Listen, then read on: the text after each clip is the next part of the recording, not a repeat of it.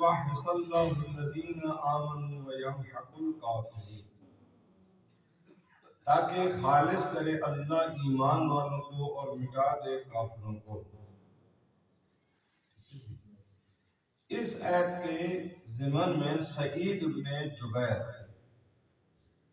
سے روایت ہے کہ انہوں نے حضرت ابن عباس سے روایت کی ہے کہ جناب رسول خدا صلی اللہ علیہ وآلہ وسلم نے ارشاد فرمایا، بے شک علی میرا وصی ہے اور اس کی اولاد سے قائم المنتظر ہے۔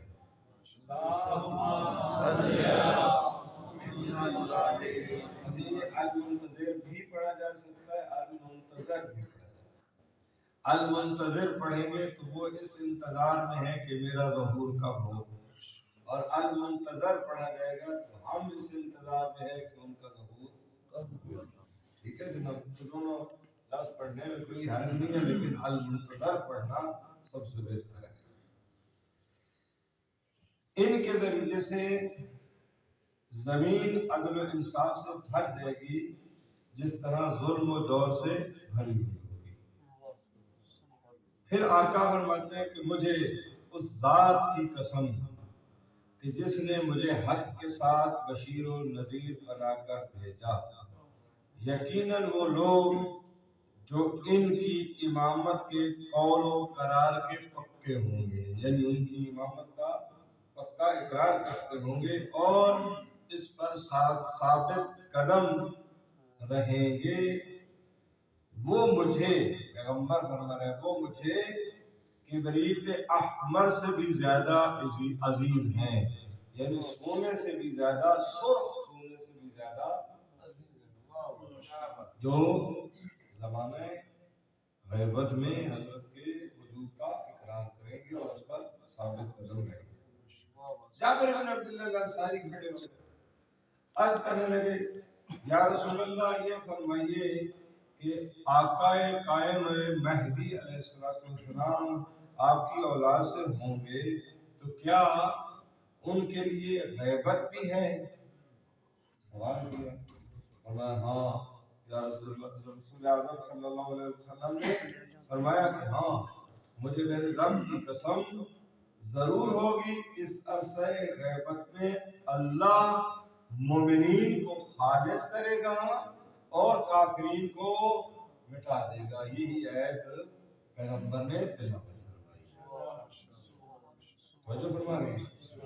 معلوم ہوا کہ حضرت حجت کے وجود کو تسلیم کرنا ایمان کی نشانی ہے اور ان کا انکار کرنا کفر کی نشانی ہے۔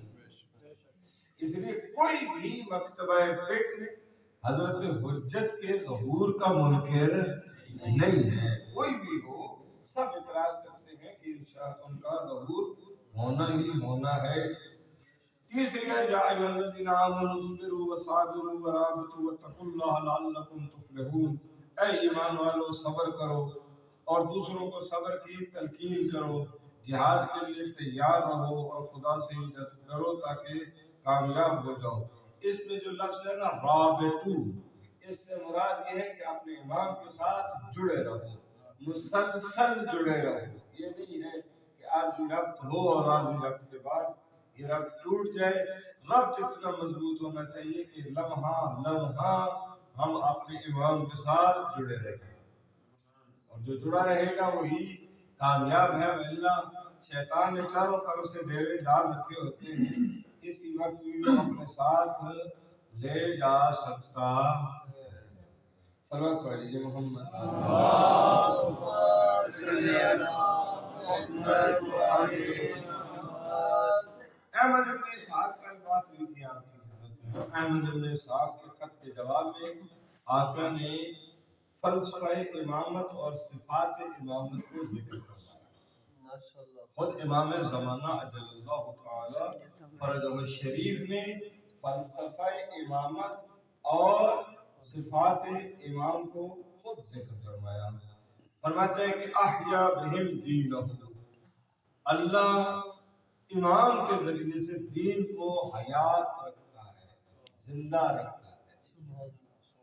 وَأَتَمَّا بِهِمْ نُورَهُ، اور اپنے نور کو اس امام کے ذریعے سے اتمام کرتا ہے. وَجَعَلَ بَيْنَهُمْ وَبَيْنَ إِخْوَانِهِمْ وَبَنِي عَمِّهِمْ وَالْأَدْنِينَ فَالْأَدْنِينَ مِنْ ذَوِي إِرْحَامِهِمْ فُرْقَانًا. آقا فرماتے ہیں کہ اللہ ان کے بھائیوں یعنی امام کے بھائیوں، چچا زاد بھائیوں اور دیگر رشتہ دار، نیچے جتنے بھی رشتہ دار آتے جائیں گے، ان کے درمیان میں اللہ نے فرق رکھا ہے. کیا فرق رکھا ہے؟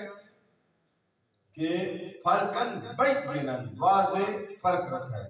کیا؟ یعرف بہ الحجہ من المحجوج، اللہ حجت کو محجوج کے درمیان میں پہچانواتا ہے. یعنی حجت اور ہیں اور جو حجت کے ماننے والے ہوتے ہیں وہ اور ہوتے ہیں. ایک امتیاز رہتا ہے.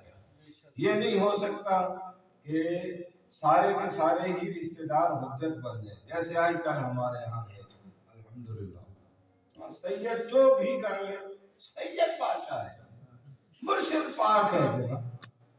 یہ مرشد پاک وہاں نہیں چلے، وہاں حجت کا نظام چلتا ہے، قانون الہی چلتا ہے اور امامت کا نظام چلتا ہے. اب بندوں کے بنائے ہوئے نظام نہیں چلتے. سارے سید بے شک ناراض ہیں، سید کا احترام بہت ہے بے شک لا غیر، لیکن مرشد پاک کو بھی چاہیے کہ وہ مرشد پاک کا لفظ اپنے لیے کہلواتے ہیں تو وہ پاک بنے بھی صحیح. یہ نہیں ہو کہ ان کی زندگی غلاظتوں کے ساتھ بھری ہوئی. یہ یہاں کی بات نہیں، سب سیدوں کی بات ہو رہی ہے. یہاں والے سید ناراض ہو، سارے سید ناراض ہو جائیں. سلوات پڑھ لیجیے.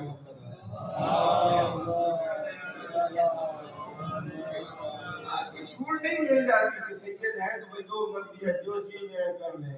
نہیں، یہ جملے سمجھ آ رہی ہے کہ امام اور ہوتا ہے، وہ نسل مطہر پیغمبر سے ہے، باقی اور ہیں ان میں، اور امام میں ایک واضح فرق ہوتا ہے. وہ فرق اگلا بات سمجھیے گا ذرا.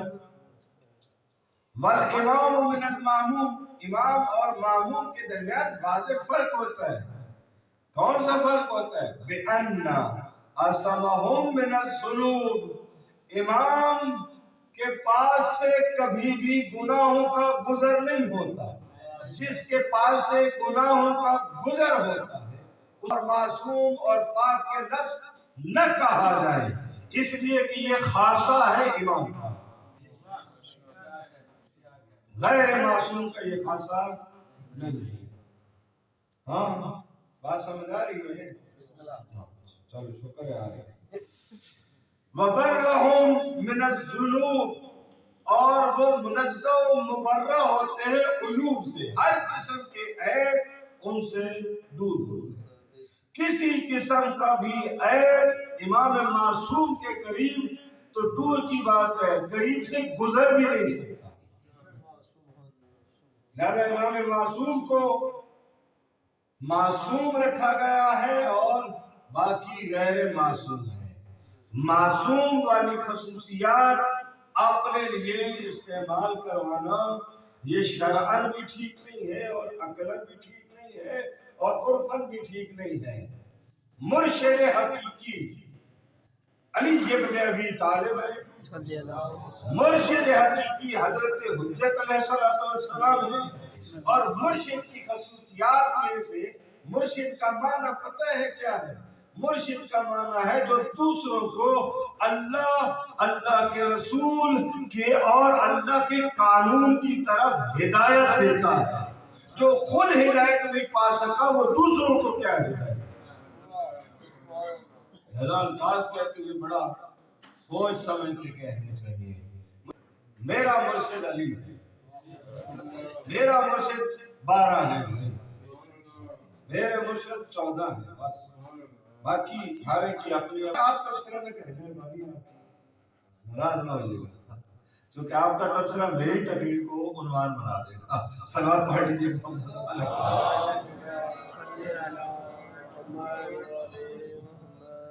اگلی بات وَطَهَّرَهُم مِّنَ الدَّنَسِ، ہر قسم کی گندگی سے امام معصوم پاک ہوتے ہیں. ونزہہم من اللبد، اور ہر قسم کی برائیوں سے، خطاؤں سے امام. وجعلہم، کیوں ہوتا ہے؟ وجعلہم خزان علمہ، اس لیے کہ اللہ نے اس امام معصوم کو اپنے علم کا خزانہ دار کر رکھا. وہ مستودع حکمت ہی، اور یہ حکمت پروردگار کا مسکن ہوتا ہے، یعنی اللہ نے اپنی حکمتوں کو اس کے سینے طاہر و مطہر میں رکھا. وہ موضع سر ہی، امام معصوم اللہ کے رازوں کا رازدار ہوتا ہے. ہر بندہ الہی راز کا رازدار نہیں ہو سکتا، فقط اللہ کے رازداروں کا رازدار امام معصوم ہوتا ہے. وَأَيَّدَهُمْ بِالدَّلَائِلِ، اللہ نے اس امام معصوم کو دلائل کے ذریعے سے طاقت عطا کی ہے، مؤید کیا ہے، نصرت کی ہے. وَلَوْلَا ذَلِكَ، اگر امام معصوم ان خصوصیات والا امام نہ ہوتا، لَكَانَ النَّاسُ سَوَاءً، تو سارے لوگ برابر ہوتے.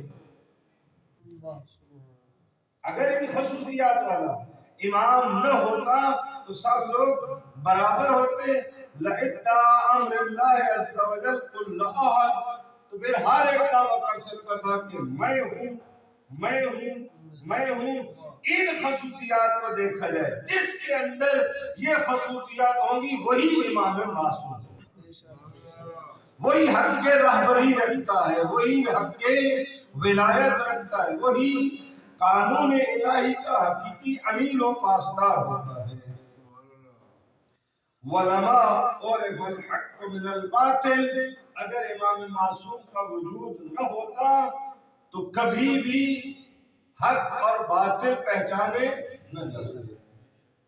ہمیں پہچان کس سے ہوتی ہے؟ امام معصوم کے ذریعے سے، اس لیے کہ وہ کبھی بھی غلط مقام پہ کھڑے نہیں ہو سکتے. ہم اور آپ ہو سکتے ہیں، وہ نہیں ہو سکتے، وہ ہمیشہ حق پہ. وَلَلْعَالِمُ مِنَ الْجَاهِلِ، کبھی عالم اور جاہل کی پہچان نہیں ہو سکتی. خدا را جو خصوصیات حضرت حجت علیہ السلام کو حاصل ہیں، یا حضرت حجت علیہ السلام کے اصحاب خاص کو حاصل ہیں، وہ ہر اہل امت میں، تاکہ دین محفوظ رہے اور دین کی بنیادیں محفوظ رہیں. السلام علیکم ورحمۃ اللہ وبرکاتہ.